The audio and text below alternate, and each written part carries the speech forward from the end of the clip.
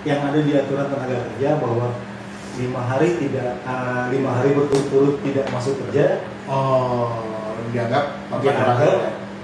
Oke. Mengundurkan diri. Wah. Ini otaknya perusahaan. Oh.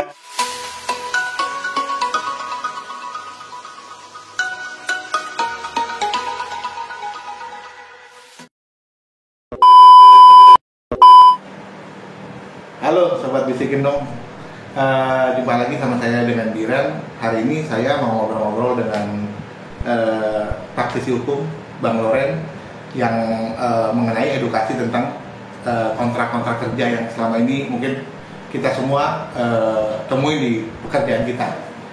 Ya, Bang Loren. Siap. Untuk bisikin dong ya? Iya. Oke.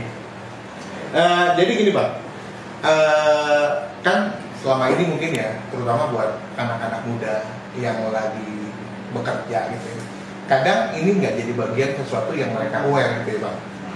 Ada ya, termasuk saya juga kadang nggak tahu apa yang PKWT, mungkin ada ya istilah-istilahnya, atau PKWTT gitu ya.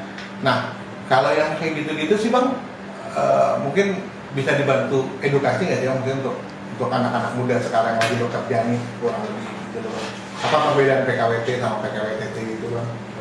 Jadi simpelnya gini, ketika kita bicara hukum ketenaga kerjaan, pasti otomatis akan menyangkut di Undang-Undang 13 tahun 2003 beserta turunannya, serta perubahannya yang terakhir yang di Undang-Undang Cipta Kerja.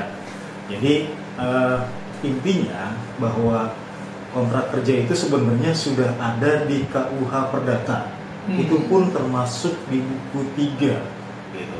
Tapi karena lebih menguntungkan pihak pengusaha, akhirnya disempurnakan untuk hak dan kewajibannya ini berimbang antara pihak pemberi kerja dengan pihak pekerja gitu. Nah, yang jadi masalah bagaimana bentuk kontrak kerja ini? Yang kayak tadi dia bilang ada PKWT, ada PKWTT gitu kan. Nah, secara umum apa yang membedakan antara PKWT dengan PKWTT? Kalau di Undang-Undang 13 tahun 2003 yang membedakannya jelas perjanjian kerja waktu tertentu, kemudian PKWTT perjanjian kerja waktu tidak tertentu. Artinya dari definisi bahasa tersebut sudah jelas bahwa PKWT dibatasi oleh jangka waktu. Oke.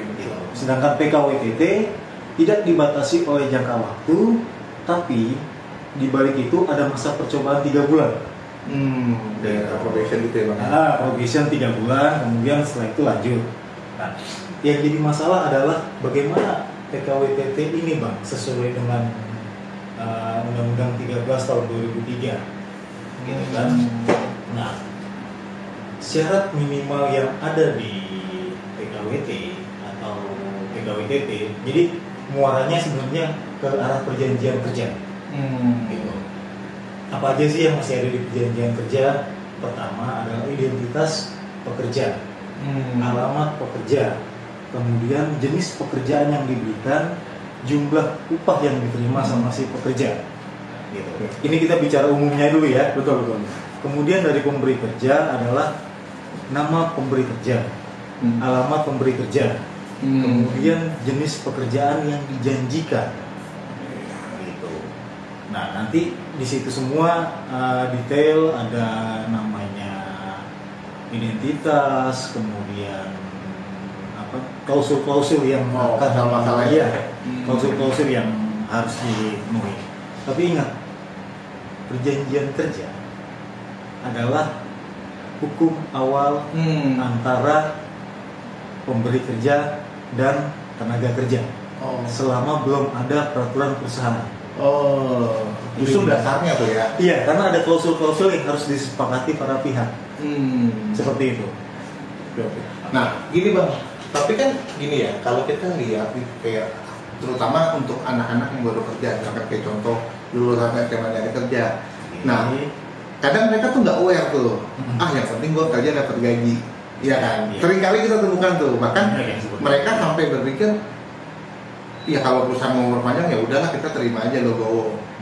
Nah, tapi kan sebenarnya di balik itu kan kalau tadi sekalipun PKWT pun ada daftar kontraknya kan yang penting ya. Oke. Ya, jadi ketika mereka udah mulai bekerja, dipanggil interview, akhirnya diterima. Nah, mereka kan harus ada tanda tangan kontrak dong, yang penting ya. Nah, dari situ ini buat mungkin teman-teman sahabat teman-teman muda ini ya, penting nggak sih membaca itu gitu loh, Bang? Iya. Durasi kontrak atau apa gitu loh contohnya, Bang? Jadi gini, yang wajib diketahui sama sobat muda nih ya, pada umumnya ketika akan membaca kontrak, pertama dia pasti akan melamar pekerjaan. Setuju. Di awalnya dulu ya, kemudian jenis pekerjaan yang akan diberikan ke dia ketika dia akan masuk. Di situ dia harus paham apakah kemudian nanti saya akan dikontrak selama 1 tahun atau akan dikenakan probation selama 3 bulan. Betul. Itu kan harus jelas dulu. Jadi kalau misalnya saya hanya dikontrak 1 tahun, oke, itu kan jelas nanti ada di perjanjian, ada di klausulnya. Durasi kontraknya ya. Nah, tapi kalau yang jadi pertanyaan, kalau saya hanya probation 3 bulan itu bagaimana? Kalau lulus probation, artinya dia akan langsung jadi pekerja tetap. Oh. Tapi itu untuk jenis-jenis pekerjaan yang Tertentu lah ya. ya makanya saya bilang tadi di awal, pada saat melamar pekerjaan itu juga dia harus teliti. Tahu juga ya. Karena nanti akan masuk dalam kontrak kerja. Oh, ini juga gini nih Bang. Ini ada satu yang pemahaman yang salah nih. Mungkin saya dulu juga pernah ngalamin. Sebenarnya kalau untuk percobaan itu 3 bulan atau 1 tahun sih Bang. Oke. Ini terus nih kan, makanya kan orang, gue bingung nih kadang sebenarnya 1 tahun perpanjang. Kadang kan orang bilang kalau 1 tahun probation, tapi sebenarnya kan probation itu masa lama amat sih. Biasanya probation kan durasi singkat ya. Oke. Saya paham. Jadi gini, saya nggak lupa, tapi yang jelas ada satu program sekarang yang namanya manajemen training. Artinya orang yang dilatih untuk mengenal manajemen yang ada di perusahaan tersebut, kemudian bisa berdaya guna di perusahaan tersebut. Jadi perusahaan ini nggak akan cari tenaga kerja lain karena sudah ada MT. Gitu. Nah ini biasanya dilatih untuk jadi staff seperti itu. Tapi nah ini bedanya, MT itu tetap sebagai tenaga kerja yang dipekerjakan dengan kontrak. Hitungannya adalah PKWT. Kontrak 1 tahun. Iya. Gitu. Nah biasanya ada ikatan dinas buat mereka. Seperti itu. Iya. Nah, tapi beda kalau probation itu 3 bulan. Kalau 3 bulan nggak memenuhi persyaratan dari perusahaan, bisa digugurkan. Tapi berarti nggak mungkin 1 tahun, Bang. Ada kemungkinan 1 tahun nggak probation itu sih? Kalau probation nggak akan mungkin. Makanya durasi pendek pasti ya. Iya, itu dia. Oke. Seperti itu. Wah, ini sobat muda nih satu edukasi bagus nih buat mungkin kedepannya teman-teman yang lagi nyari kerja, jadi harus aware dengan kontrak. Iya. Nah, berikutnya nih Bang, yang saya mau tanya juga gitu ya. Kalau misalkan dalam durasi kontrak gitu, kita itu PKWT dulu deh, ya. PKWT nanti deh. PKWT dulu. Ketika misalkan mereka kontrak 1 tahun gitu, contoh ya, kontrak 1 tahun, terus tiba-tiba di tengah jalan diputus nih sama karyawan. Nah, apakah ada kompensasikan ataukah ya udah gitu, maksudnya diputus secara sepihak oleh perusahaan. Tapi kan gini, kalau memutus, ada beberapa perusahaan yang kayak misalkan kalau lu putus lu kena penalti loh. Ada ya. Nah kalau kayak gitu tuh biasanya gimana ya Bang? Jadi boleh tahu maksudnya karena edukasi buat sobat. Jadi buat sobat Bisi Kingdom yang yang baru mau masuk kerja atau sudah ada di lingkungan kerja tapi secara ini belum mengetahui bagaimana kontrak gitu kan. Jadi kontrak kerja itu seperti yang saya bilang tadi, awalnya ada di buku 3 KUH Perdata. Gitu. Nah, syarat sahnya kontrak 13-20. Tapi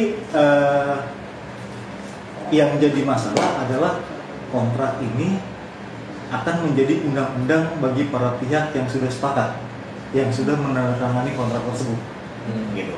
Nah, yang jadi masalah adalah ketika kontrak ini habis, ketika kontrak ini putus sebelum masa waktunya berakhir, apakah para pihak diwajibkan memberikan ganti rugi kepada pihak yang merasa dirugikan?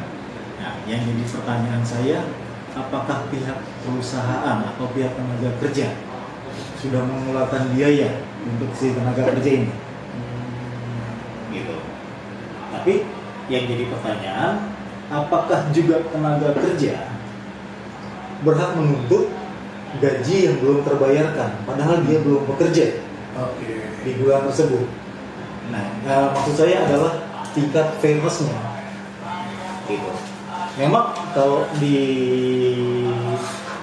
Undang-Undang 13/2003 itu diatur bahwa sebelum kontrak berakhir, pihak yang memutuskan kontrak wajib memberikan ganti kerugian.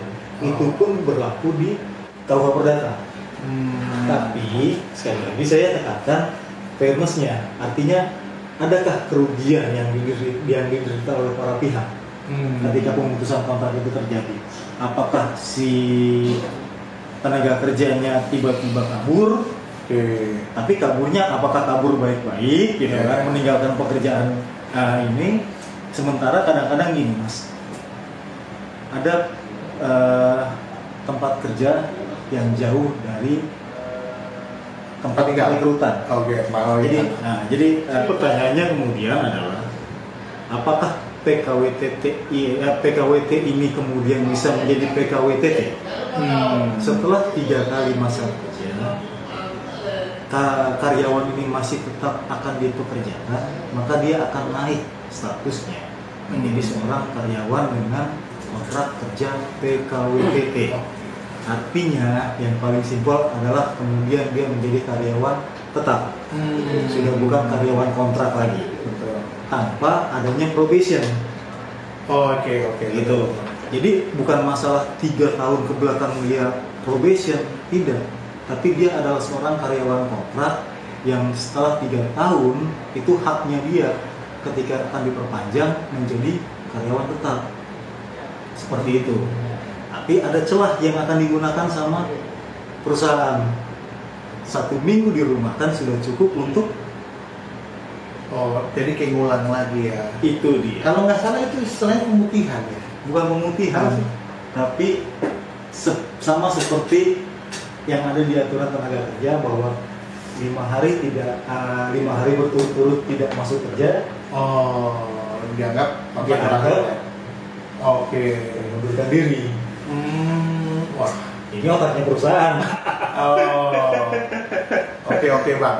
Ini seru juga ya. Nah, lalu yang pertanyaan ini bang, maksudnya apakah berbeda nggak sih mengenai kompensasi apabila yang tadi saya bilang, ketika perusahaan melakukan pemutusan hubungan kerja, perusahaan masih berjalan, atau misalkan perusahaan akan pilot, tapi harus melakukan pemutusan hubungan kerja otomatis kan ya, atau yang ketiga nih yang pensiun dini, jadi perusahaan menawarkan pensiun dini kepada karyawan tetapnya, itu kan ada juga tuh. Nah itu kompensasi yang akan diterima sama atau berbeda-beda? Pada umumnya kan ini perhitungan pesangon. Jadi kalau pemutusan hubungan kerja itu ada perhitungannya. Jadi ada uang pesangon, ada penghargaan masa kerja atau PMK, ada uang penggantian hak. Perhitungannya itu ada masing-masing. Tapi yang jadi pertanyaan kan tadi, pertama karena pemutusan hak.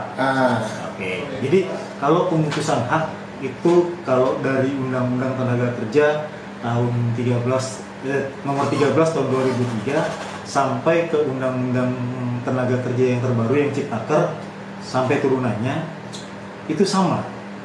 Masing-masing pihak diusahakan, diupayakan tidak memutuskan hubungan kerja. Pun pengusaha wajib memelihara bagaimana agar kondisi hubungan kerja ini tetap terlaksana. Gitu. Tapi jika memang akan diakhiri, maka pihak pengusaha wajib memberitahukan 14 hari sebelum pemutusan kerja terjadi, agar ada kesiapan dari si tenaga kerja, seperti itu.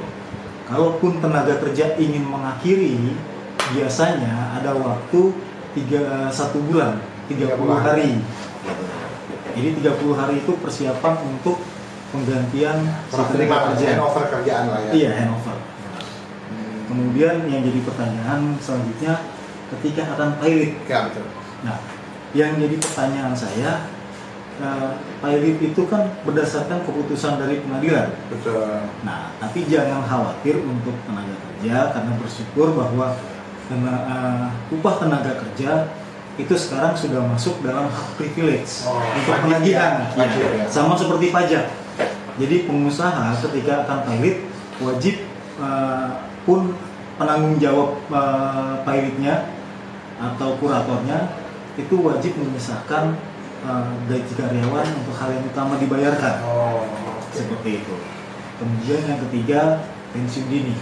Nah, pensiun dini ini adalah bargaining tersendiri. Gitu. Artinya ketika perusahaan menilai dirinya akan kolaps atau sudah tidak mampu lagi, biasanya ada program-program seperti itu, pengurangan karyawan. Nah, ini yang jadi bargaining tersendiri antara karyawan dengan perusahaan di situ. Tapi tetap acuannya adalah masa kerja. Sudah berapa lama kerja di perusahaan?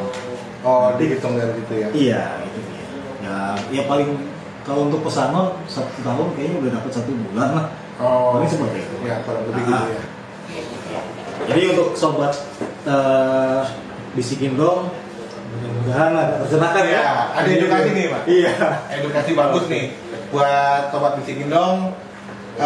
Bisa banyak belajar buat teman-teman yang baru kerja, mungkin dari lulus sekolah atau lulus kuliah, jadi udah tahu tentang bagaimana kontrak akan yang diterima. Dia harus tahu dulu, wah ini edukasi bagus nih, jadi teman-teman harus aware, jangan dianggap remeh yang seperti ini. Oke, kalau gitu terima kasih buat sahabat bisikin dong. Jangan lupa like dan subscribe channelnya, kalau bisa share ke teman-temannya. Oke, thank you.